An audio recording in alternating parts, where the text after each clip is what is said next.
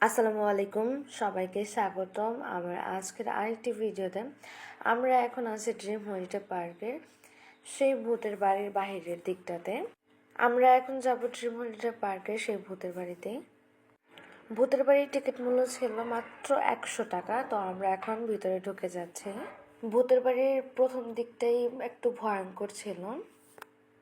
ভূতের বাড়িতে ভূতেরা নাকি ভয় দেখে। আজকে দেখবো আমি ভয় পাই নাকি ভূতেরা ভয় পায়।